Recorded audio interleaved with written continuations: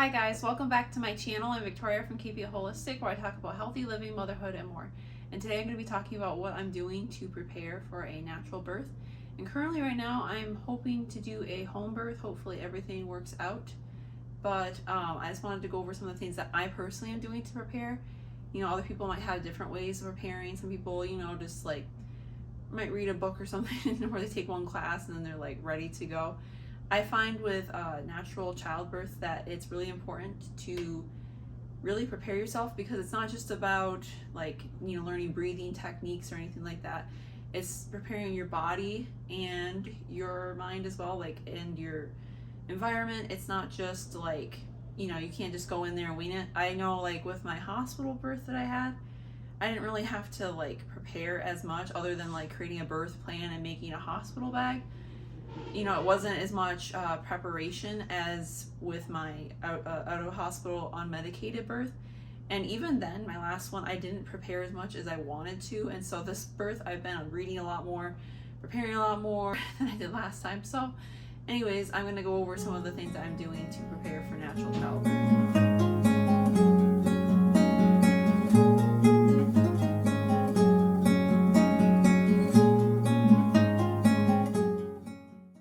There are 4 things I would say are pretty important when it comes to natural birth. And the first is physical preparation, like making sure, and this one's I think very important, making sure that the baby is in a good position to give birth. And it's more than just the baby being head down, it's making sure that the baby's like engaged in the pelvis.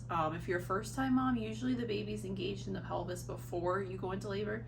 If you've already given birth before, it might be while you're in labor the baby engages more, but you want to make sure that things are aligned well, and I'll go more into that in a second.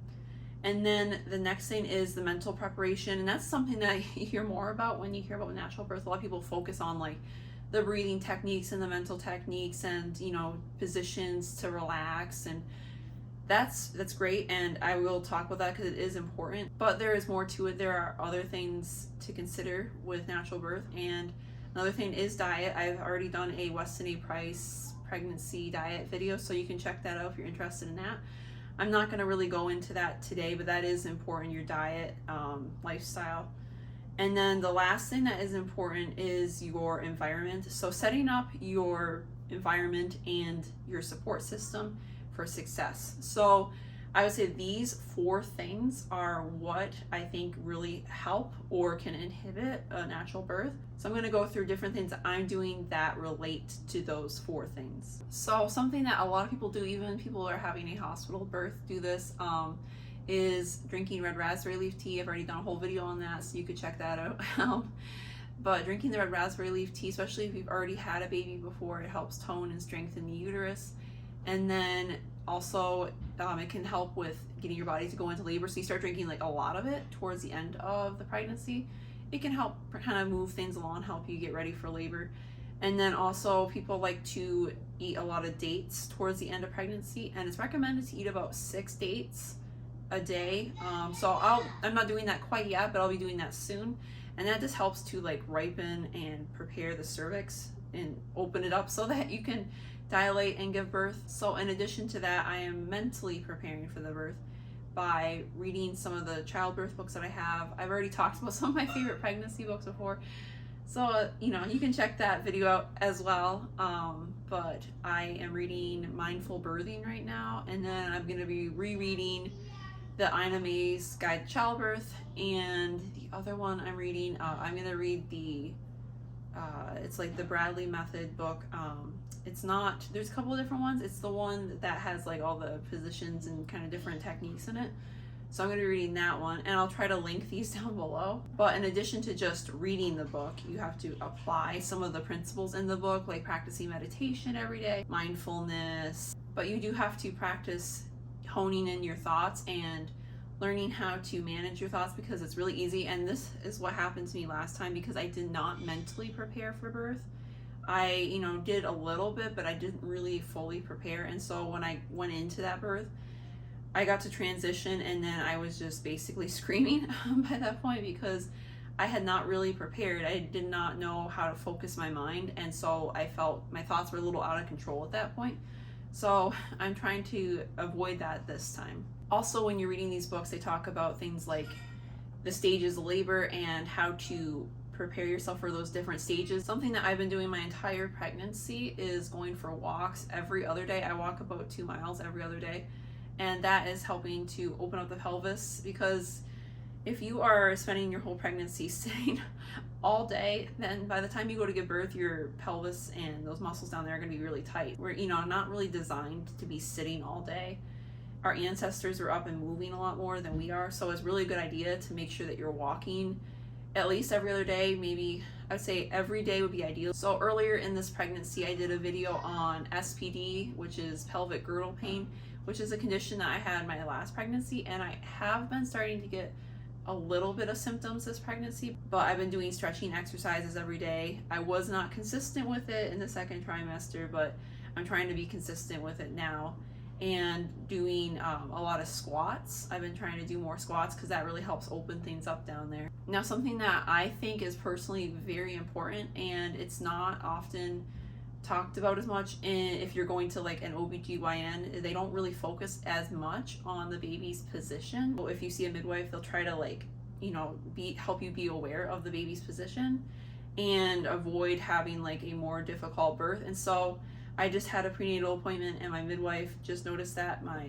baby's turned a little bit, and I have slightly noticed it, but I hadn't really thought too much about it. But my baby is a little bit lopsided in my uterus, like their head's a little bit towards my hip, and they keep going head down, and then they kind of turn a little bit to the side. And a lot of times that's due to things like muscles being a little tight down there, things not being aligned properly. And so there are different things that you can do to help mitigate this. And so my midwife has recommended that I look into Spinny Babies, and I was already aware of it, but I just haven't really been doing a lot of it. So I'm doing some more Spinny Babies exercises. If you go to their website, which I'll try to link down below, if you go to their website, they have a section on the 3 principles of balance and gravity, and I forgot the other one, but there's a section where they talk about 3 different principles. There's different exercises on there for turning a breech baby, and they also have a daily exercise or daily essentials video on there, so you can check that out. They have some free resources, and some of it is paid, like a paid video course. So I'm going to be looking into that, just trying to get my baby in the most optimal position, because that could really make a difference whether or not you have to get transferred to the hospital or not. I would highly recommend sitting on a birth ball, and that's something you really should be doing your whole pregnancy, but especially as you get closer to the birth, make sure that you're, maintaining good posture and not slouching, not leaning back, making sure that you're sitting properly. And the birth ball is going to help kind of open the pelvis up more, because if you're sitting in a chair, especially if you're reclined back, you have your leg crossed, it's going to make the bottom of your your pelvic opening down there, it's going to make things really tight, and it's going to make it harder for the baby to engage and get their head in the right position. As I mentioned, having the right positioning and posture and alignment is really important. And if you are struggling with this, you need some extra help, I highly recommend going to a chiropractor, because especially one that's trained in the Webster technique, because they will help make sure that the alignment is optimal for birth. Another thing that is really important is to listen to or watch birth stories or people's births. There are a lot of them on YouTube. You can find them pretty easily if you search for unmedicated birth, or unmedicated birth vlog, natural birth vlog, home birth vlog. There are podcasts out there you can listen to, and just listen to people's stories and their experiences, because it kind of helps you prepare for different scenarios and helps you get you in the mindset of what to expect when you are actually going through the birth yourself. And then going on to the 4th element, which I mentioned at the beginning of this video, which is making sure that your environment and your support system is set up and ready. That can be really crucial. I know it was a lot harder for me to give birth in the hospital because I didn't have the support system that I wanted. Whereas, with my last birth and this birth, I have a stronger support system. People who are knowledgeable about out of hospital birth. You want to make sure that they are knowledgeable and you feel safe with them. You know that, if something happens, they will do their best to take care of you in the way that it is going to follow your birth plan. And so I also recommend creating some kind of birth plan, going over with your midwife or doctor and your partner or whoever's going to be there at your birth, including your doula. And I highly recommend getting a doula if you are able to, because I've had a doula in my last 2 births, and I'm planning to have a doula again this birth, and I found that having a doula is really helpful, especially if you're giving birth in the hospital. They help kind of communicate between you and the doctors. And even when you're having a home birth, what happens often is the midwife is going to be busy, and a lot of times they'll have an assistant with them. Those 2 people are going to be like busy taking care of like the, you know, baby and more like physical part of the birth, whereas the doula is going to be more focused on you and helping you emotionally and mentally get through the birth. And it is really important, if you are planning a home birth, to have your home set up for birth. So usually at 36 weeks you'll have a home visit, and that's when they're going to go through your home. You know, make sure like you have a plan for like your pets and your kids and stuff. It is important to make sure you have like a babysitter or somebody who can watch your kids while you're in labor. It's important to have like your bed ready, you know, have like a lot of times they'll have like a home birth kit, and you'll have like a liner that goes over your bed to protect it, and like towels and gauze and stuff like that.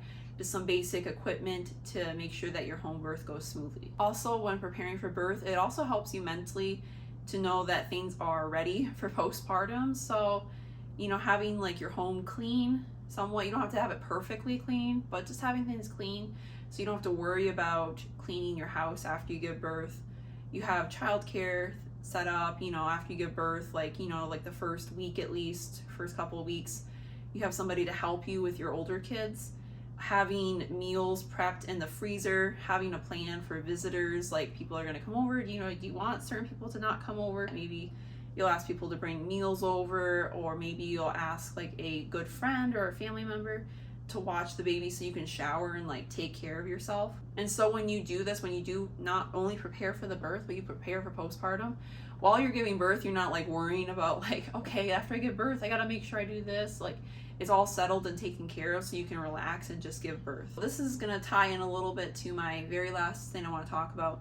And so I've talked about being prepared and relaxing. It is really important to relax through the contractions and not fight them, not get tense, and just as you're going over the peak of the contraction, allowing your body to relax through the contraction. But it also is important to let go and be prepared for something, you know, unexpected to happen.